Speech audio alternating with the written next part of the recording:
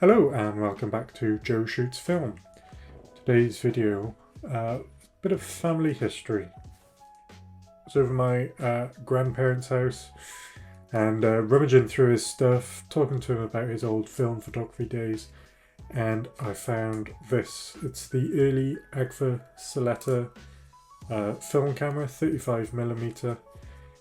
Found it in a thing full of other old film stuff. Hi Joe in post-edit. I should probably add that this was his first ever camera, given to him as a child in the 1950s. Like I said, 35mm film camera. Nice and simple design. Nice and small. It fitted straight into my shorts pocket. Very simple viewfinder eyepiece by here, and simple to use controls, which I'll get onto soon. So the early Silette by Agfa was a German camera made from 1953 to the 1960s.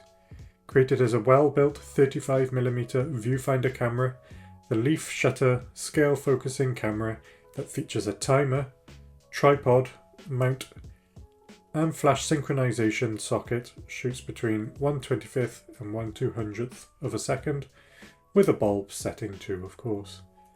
The lens is the Agfa Color Aperture f 2.8 that focuses between 3.5 and infinity feet. So like I said, rummaging through their belongings without sounding so sinister, found this still in its original casing. Strap's a bit broken on it, but I thought, let me take it out, give it a go.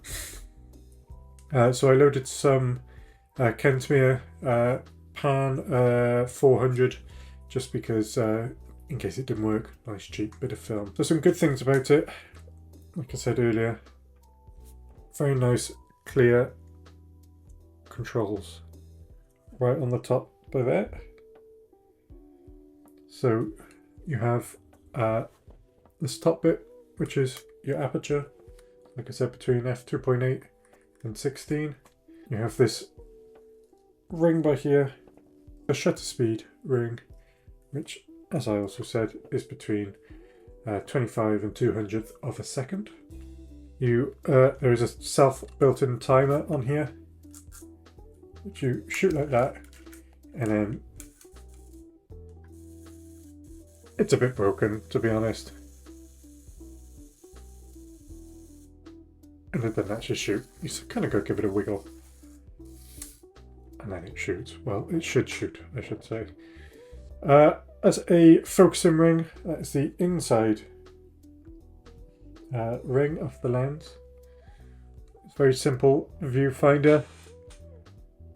You can just see just over the top of that, but I'm guessing, there you go, there's just me. Nice and simple, no sort of focusing, which is why you have to get good at zone focusing and scale focusing. Nice easy crank. There's a small counter on there to tell you which number film you are on, or which number shot on your film you're on. One con is to reset it. You do have to wind it all the way around, and it is quite awkward. Whether that's just because it's quite old now, or because it was just built like that, I do not know. Find this on eBay. Again, just like the previous video, it is nice and cheap. You can find them for a few quid here and there, dollars, whatever you use. Nice and small, like I said, fitted straight into my pocket. Nice and small, up to the face. If you're doing a bit of street photography, it's quite subtle, and you can just, again, keep it in your pocket in a small bag. Nice and easy to carry around. A few cons on it, however. Opening it, the tad awkward, so got to push that down. Opens like that. I don't think I have it. When I was winding it back up, the inner mechanism by here did churn up and break some of the film, and when I opened it, there were just bits of film littered around, which did take out a few of the images, as you can see on the screen now. Like I said, the counter is quite difficult to read. I've now also just discovered another thing where the back plate is a bit loose, but That's something to do with me rather than the camera itself. One other annoying thing is, like I said, about that timer.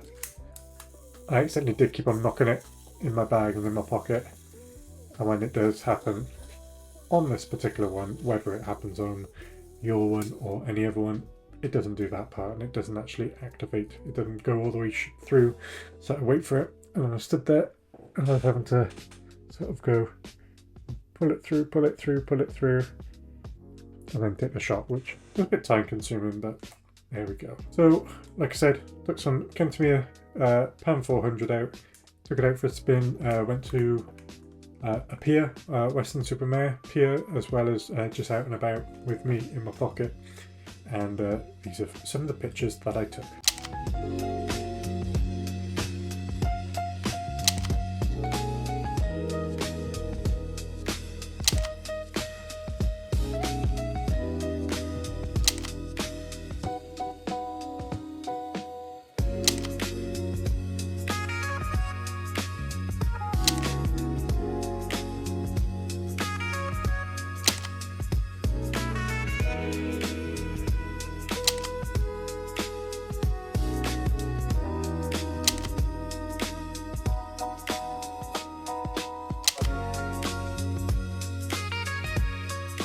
So overall, like I said, nifty little camera, easy to bring around with you, easy to literally aim and shoot. Bit difficult, mind you. I am still learning the zone focusing and range focusing rules, because as you can see, a lot of the photos were out of focus.